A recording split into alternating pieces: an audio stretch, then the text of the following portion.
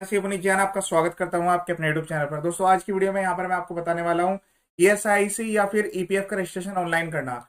ESIC या EPF का certificate जो कि आपको किसी भी गवर्नमेंट डिपार्टमेंट में होता है, गवर्नमेंट कॉन्टैक्ट लेने के लिए, जैम पोर्टल पर रजिस्ट्रेशन करने के लिए, वो यहाँ पर आप फ्रीली ऑफ कॉस्ट आप ले सकते हैं। इसका सिंपल सा ऑनलाइन प्रोसेस है, इसमें कोई भी गवर्नमेंट फीस नहीं देनी होती है। पूरा प्रोसेस मैं यहाँ पर डायरेक्ट करने वाला हूँ। आपको वेबसाइट भी बता दूंगा, वीडियो के डिस्क्रिप्शन में लिंक आपको मिल जाएगा वेबसाइट का। आप इसे खुद से कर सकते हैं। ये एपीएफ की ऑफिशियल वेबसाइट है।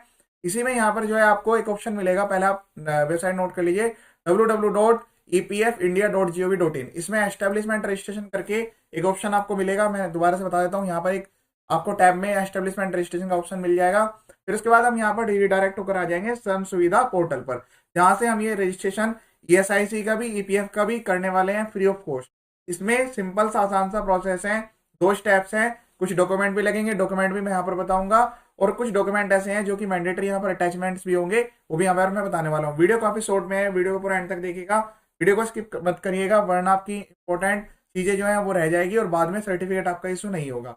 ये सर्टिफिकेट आपको ऑनलाइन मिलता है, पीडीएफ में आप इसको डाउनलोड कर सकते हैं, और ये हर जगह पर आपका वैलिड रहेगा। ऑल इंडिया आपका वैलिड है सर्टिफिकेट। सबसे पहले क्या करना होता है, आपको साइन अप पर क्लिक होकर यहाँ पर जो है आपको साइन अप करना होता है। आपको नेम एंटर करना है, अपना ईमेल आईडी एंटर करनी है, मोबाइल एंटर करना है, फिर उसके बाद कैप्चा कोड एंटर करके साइन अप पर क्लिक कर देना है। आपकी जो आपने ईमेल आईडी दी है उस पर एक लिंक जाएगा। जो लिंक है, उस लिंक के बाद यहाँ पर आप देखेंगे तो यहाँ पर इस टाइप का मैसेज आपको मिल जाएगा। यहाँ पर क्लिक हियर का ऑप्शन मिलेगा। उसमें क्या करिएगा, आप जो ओटीपी है, ओटीपी जो आपके ईमेल आईडी पर, मोबाइल नंबर पर सेम जाता है, वो एंटर करके एक यूजर आईडी बना लीजिएगा। मैं आपको बता देता हूँ, जो भी आपका मोबाइल नंबर है उसके साथ एक लेटर लगाइएगा कोई भी, और एक यूजर आईडी सिंपल से पासवर्ड के साथ रख लीजिएगा। इसका हमें बार बार यूज होने वाला है, एक बार तो एप्लीकेशन के टाइम पर, और दूसरा जब हम सर्टिफिकेट डाउनलोड करेंगे, ठीक है। क्योंकि नंबर यहीं पर हमें मिलेंगे, नंबर के बाद हम लॉगिन फॉरवर्ड कर लेंगे, या फिर जो ईमेल आईडी मोबाइल नंबर है उस पर हमें सर्टिफिकेट मिल जाता है डायरेक्ट। पर आपको जल्दी चाहिए तो इसमें जो है 1 से 2 दिन का टाइम लगता है, या टाइम भी नहीं लगता है। पर इसमें एक चीज़ है, अगर आपने गलत एप्लीकेशन कर दी तो रिजेक्ट भी हो सकता है, वो ध्यान रखने वाली बात है। चलिए हम यहाँ पर आ जाते हैं। अब ये वाले पोर्टल पर मेरे पास लॉगिन आईडी पासवर्ड है, तो मैं डायरेक्ट यहाँ पर लॉगिन कर लेता हूँ। फिर उसके बाद प्रोसेस आपको बता देता हूँ। 2 मिनट का सिंपल सा प्रोसेस है, और इसमें सर्टिफिकेट जो लगेंगे वो भी मैं यहाँ पर बताने वाला हूँ। इसमें कोई चार्ज नहीं लगता है, कोई लाइसेंस फीस अलग से नहीं देनी होती। जैसे आप लॉगिन कर लेंगे, लॉगिन के बाद आपके सामने इस टाइप का मैसेज आ जाएगा, ठीक है। इस पर क्रॉस पर क्लिक कर देना है। अब यहाँ पर आपको रजिस्ट्रेशन, देखिए यहाँ पर मैं हाइड कर देता हूँ, ऐसे रजिस्ट्रेशन मिलेगा। रजिस्ट्रेशन पर क्लिक करना है, रजिस्ट्रेशन फॉर ईपीएफओ ईएसआईसी पर क्लिक कर लेना है। ईपीएफ का रजिस्ट्रेशन नंबर भी और ईएसआई का भी, आप दोनों एक साथ चाहिए तो दोनों एक साथ भी ले सकते हैं, या फिर अलग अलग अप्लाई करना चाहते हैं तो अलग भी अप्लाई कर सकते हैं। फिर यहाँ पर अप्लाई फॉर न्यू रजिस्ट्रेशन पर क्लिक करिएगा।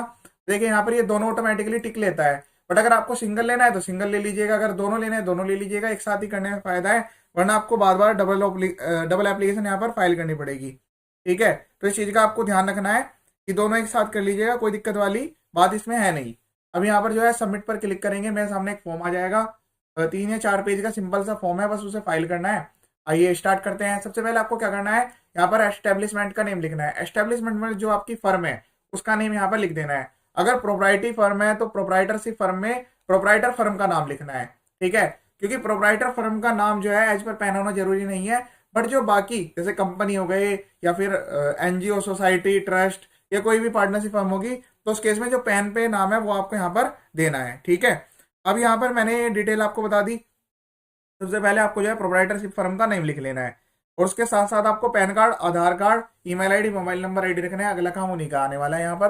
तो जो आधार पे आपका एड्रेस है वो यहाँ पर आप लिख दीजिएगा एड्रेस, ठीक है। अब यहाँ पर ये कंफर्म करा रहे हैं आपकी जो फर्म का एड्रेस है वो।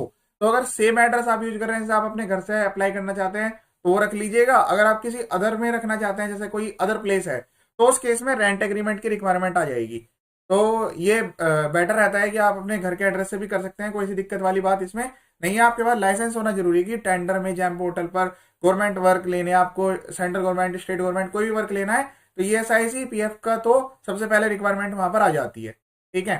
तो यहाँ पर जो है आपको अपनी फर्म का एड्रेस दे देना है। अगर कहीं अदर जगह पे चल रही है तो वो आप लिख लीजिएगा, अगर सेम घर के एड्रेस पे चल रही है तो वो लिख लीजिएगा। आधार से मैच होकर डिटेल्स होना जरूरी है।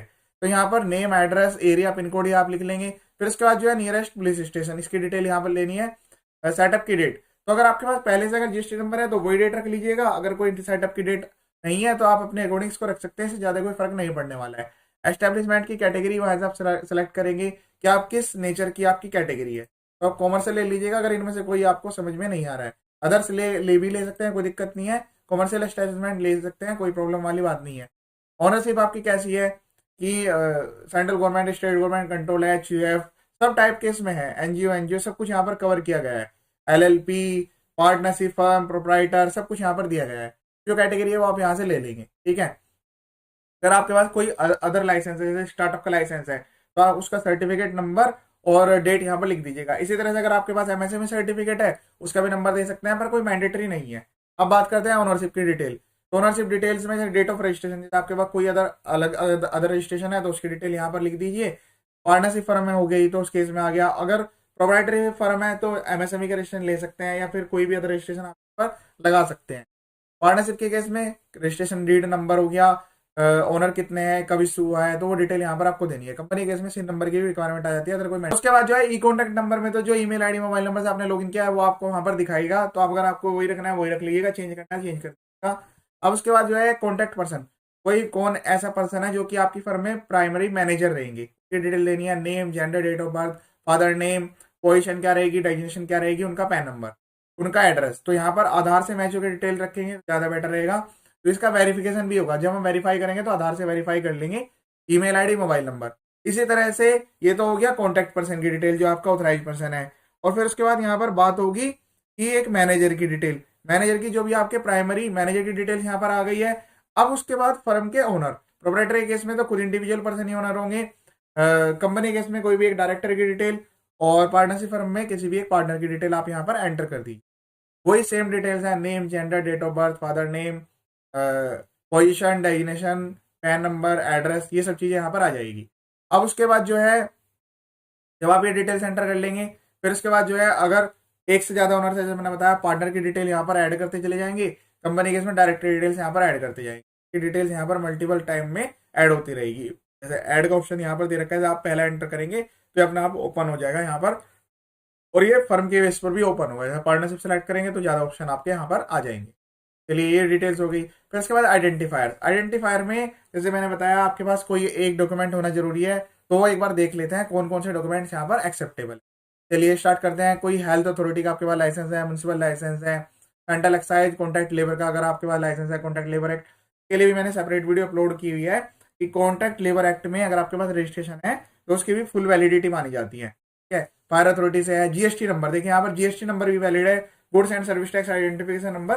GST सर्टिफिकेट है तो ये सेलेक्ट कर लीजिएगा, उसका नंबर यहाँ पर एंटर कर दीजिएगा। नेम, जो भी आपकी फर्म का नेम है वो यहाँ पर आ जाएगा। डेट ऑफ इशू, अथॉरिटी जैसे GST अथॉरिटी ने प्लेस किस प्लेस पर है, और इसको मार्क कर दीजिएगा एड्रेस प्रूफ। तो आपके एड्रेस प्रूफ में भी यही यूज हो जाएगा, ऐड करते ही यहाँ पर डिटेल्स आ जाएगी। उसके बाद सेव करके नेक्स्ट कर दीजिए, ठीक है। अब बात करते हैं एम्प्लॉयमेंट की डिटेल्स। तो एम्प्लॉयमेंट की डिटेल्स भी काफी इंपॉर्टेंट है। अब यहाँ पर जो है ये ऑप्शन आता है कि आप ये वॉलेंट्री कवरेज में जा रहे हैं या फिर आप जो है मैंडेटरी कवरेज में जा रहे हैं। तो वॉलेंट्री, अगर आप आपके पास अभी इतने लेबर नहीं है, 10 से कम लेबर हैं, या फिर आपके पास 20 से कम लेबर हैं, तो फिर आप जो है वॉलेंट्री में कवर होंगे। अगर इससे ज़्यादा है तो फिर आप यस करके प्रोसीड करेंगे, कोई दिक्कत ही नहीं है फिर तो। पर ये जो ऑप्शन है चेंज हो जाते हैं।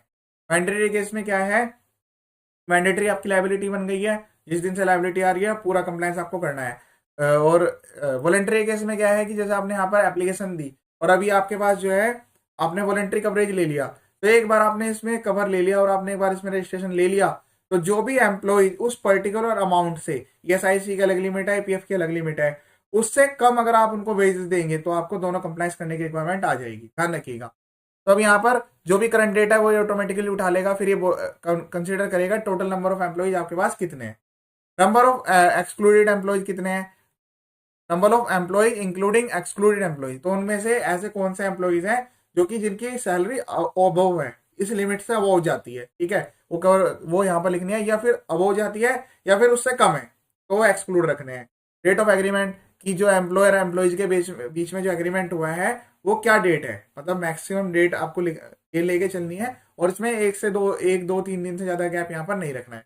मैं यहाँ पर जैसे सेलेक्ट करने का ऑप्शन लेता हूँ तो यहाँ पर डेट्स आती हैं कि आपको जो एग्रीमेंट है वो कब एग्जीक्यूट हो रहा है। अब एग्रीमेंट क्या है और कंसर्न लेटर क्या है वो भी मैं यहाँ पर आपको बता दूंगा। वीडियो पूरा स्किप नहीं करना है, वीडियो पूरा एंड तक देखना है, ठीक है।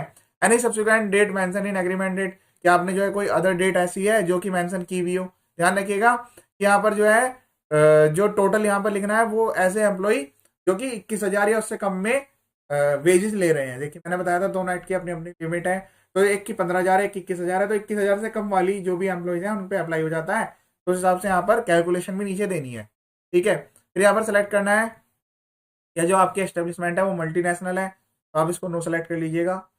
फिर उसके बाद जो है यहाँ पर आएगा whether any work business being carried out through contract immigrate labour. तो यहाँ पर जो है आपको, अगर आपने इससे पहले ध्यान से समझिएगा कोई ऐसा बिजनेस या वर्क जो कि आपने किसी दूसरे कॉन्ट्रैक्टर से लेके सब कॉन्ट्रैक्ट में लिया है, या आपका कोई प्रीवियस एम्प्लॉयर था, तब आप उसको यस करेंगे, अदरवाइज नो सेलेक्ट कर लीजिए, ठीक है। अदरवाइज अगर आपका नेचर ऑफ एस्टेब्लिशमेंट है तो यस करेंगे, अदरवाइज नो सेलेक्ट करना है। फिर उसके बाद यहाँ पर डिटेल्स देनी है कि number of worker as on date कितने हैं, और ऐसे कितने हैं जो कि जिसका वेज 21,000 से कम का है, ठीक है, क्योंकि जो लाइबिलिटी है वो SIPF की उसके अकॉर्डिंग यहाँ पर आती है। फिर आपसे डेट पूछी जाएगी, वो कौन सी ऐसी डेट है जहां पर जो है आपके पास 10 या 20 से ज्यादा एम्प्लॉयज हुए हैं, including person employed through immediate employer, को भी डेट को इंक्लूड करके चलना है। तो डेट आप इसमें करंट की डेट एंटर कर लीजिएगा। फिर उसके बाद आएगा टोटल वेजेस, टोटल कितने वेजेस हैं, जो मतलब जो टोटल एम्प्लॉयज है उनका टोटल वेजेस कितना है, और उसमें से 21,000 से कम वालों का कितना है। अगर प्रीवियस एम्प्लॉयर के थ्रू यहाँ पर है employ directly by previous employer और थ्रू इमीडिएट कॉन्ट्रैक्टर, तो यहाँ पर दोनों में से जो भी ऑप्शन आपके ऊपर अप्लाइड है वो आप यहाँ पर एंटर करेंगे। फिर उसके बाद जो है अगर आपने पहले ESI नंबर ले रखा है तो उसकी डिटेल एंटर कर दीजिएगा, नहीं है तो कोई दिक्कत वाली बात नहीं है। Number of maximum person that can be employed on any one days as per licence, maximum number कितने हैं वो एक्सपेक्ट नंबर आपको लिखना है। Name of income tax ward का नंबर यहाँ पर लिखना है। वर्क का जो डिस्क्रिप्शन है वो सिंपल सी लैंग्वेज में आप यहाँ पर लिख देंगे। फिर उसके बाद आता है जो प्रीमाइसेस, जैसे मैंने बताया था रेंट एग्रीमेंट वाली चीज आ गई। अगर रेंटेड है, लीज्ड है, ओन्ड, अगर ओन्ड है तो फिर कोई दिक्कत ही नहीं है, ये डिटेल्स हाइड हो जाएंगी। और उसके बाद जो है पावर से अगर आपका वर्क करता है तो यस करेंगे, अदरवाइज नो कर देंगे, ठीक है। तो अगर ओन्ड है तो कोई दिक्कत नहीं है, लेकिन लीज के केस में या फिर हायर्ड के रेंटेड के केस में ये सारी डिटेल्स आपको भरनी पड़ेगी। ऐसे की पूरी डिटेल्स हो गई, रेंट एग्रीमेंट या लीज डीड कब से आपका वैलिड है, ये सारी डिटेल्स यहाँ पर भरेंगे, ऐड करेंगे, उसके बाद नेक्स्ट पर क्लिक करें। अब यहाँ पर नेक्स्ट पार्ट सबसे बड़ा है ब्रांच एंड डिवीजन का। तो अगर आपकी ब्रांचेज है, आप सर्टिफिकेट में ब्रांचेस को भी ऐड करना चाहते हैं तो डिटेल्स ऐड कर लीजिएगा। फिर उसके बाद एक्टिविटीज की बात आएगी। NIC कोड है, यहाँ पर सर्च पर क्लिक करेंगे, देखिए NIC कोड यहीं सर्च पर क्लिक करके आ जाएगा। फिर यहाँ पर जो है सेक्शन में सेलेक्ट करना है, जैसे कंस्ट्रक्शन का वर्क है तो मैंने ये ले लिया। फिर सब डिवीजन में जो भी आपकी कैटेगरी है वो आप सेलेक्ट करते रहिएगा, ये ऑटोमेटिकली उठा लेगा। सर्च कोड पर क्लिक करा, अब मेरा कोड सेट हो गया, ठीक है। तो इस टाइप से जो भी आपके कोड्स हैं वो आप देखिएगा, ये सर्टिफिकेट पर आएगा, प्रिंट होकर आएगा, ये इस चीज़ का आपको ध्यान रखना है, ठीक है। तो जैसे एजुकेशन कैटेगरी में अगर आप जा रहे हैं तो ये इस टाइप से आपको सेलेक्ट इस टाइप से आप ये एक्टिविटी करेंगे। फिर उसके बाद प्राइमरी बिजनेस एक्टिविटी वो आपको यहाँ से ही लेनी है, काफ़ी सारी इसमें एक्टिविटी दी गई है। अगर मेरा कंस्ट्रक्शन का काम है तो मैं कंस्ट्रक्शन सेलेक्ट कर लूंगा, टाइप से ही आपको ले लेना है, डिटेल्स लेनी है, सेव पर क्लिक करना है, नेक्स्ट पर प्रोसीड करना है। फिर आती है अटैचमेंट्स। तो अटैचमेंट्स में ध्यान दीजिएगा, जो जैसे अगर आप सर्टिफिकेट लगा रहे हैं GST का तो वही आप ले लीजिए, वो भी एक लाइसेंस है। अगर लेबर लाइसेंस हो गया, कोई एक्साइज का लाइसेंस हो गया, लोकल अथॉरिटी का आपके पास लाइसेंस है, वो आप यहाँ पर ले सकते हैं। Copy of water connection bill, लेकिन एस्टेब्लिशमेंट के नाम पर होना चाहिए, post paid telephone connection, power connection, ये सारे डॉक्यूमेंट एक्सेप्टेबल है। यहाँ पर क्लिक करेंगे, चूज पर क्लिक करना है, डॉक्यूमेंट सेलेक्ट करना है, अपलोड करना है। फिर उसके बाद अटैचमेंट का प्रूफ, जैसे वो कमेंसमेंट सर्टिफिकेट आ गया आपका कंपनी के इसमें, तो कमेंसमेंट सर्टिफिकेट चल जाता है। रजिस्ट्रेशन सर्टिफिकेट हो गया आपका, first sale invoice, income tax का assessment letter, sale tax authority मतलब goods and service tax registration हो गया, इनकॉर्पोरेशन सर्टिफिकेट हो गया, कोई अदर अगर आपके पास रजिस्ट्रेशन सर्टिफिकेट है, सोसाइटी का registration certificate, small scale industries, MSME, कोई भी रजिस्ट्रेशन सर्टिफिकेट आप यहाँ पर ले सकते हैं। उसको यहाँ पर सेलेक्ट करना है, रेफरेंस नंबर में मतलब उसका रजिस्ट्रेशन नंबर डालना है, डेट कब इशू हुआ है, कहाँ पर इशू किया गया है, अपलोड कर देना है। फिर उसके बाद जो है लाइसेंस प्रूफ में ये जो आपके पास कोई भी ऐसा डॉक्यूमेंट है जिसका आपके पास लाइसेंस है तो आप यहाँ पर अटैच कर दीजिए। फिर उसके बाद यहाँ पर स्पेसिमेन सिग्नेचर का यहाँ पर ऑप्शन आएगा, तो यहाँ पर आपको इस डाउनलोड पर क्लिक कर लेना है। तो मैं इस सर्टिफिकेट, ये जो डॉक्यूमेंट है इसको डाउनलोड करके भी आपको दिखा देता हूँ, और एक यहाँ से सैंपल ये डाउनलोड करना है। कवरेज की बात की गई है, ये कवरेज वाले दोनों डॉक्यूमेंट्स एक बार चेक कर लेते हैं इसमें क्या है, और वो यहाँ पर अपलोड होंगे।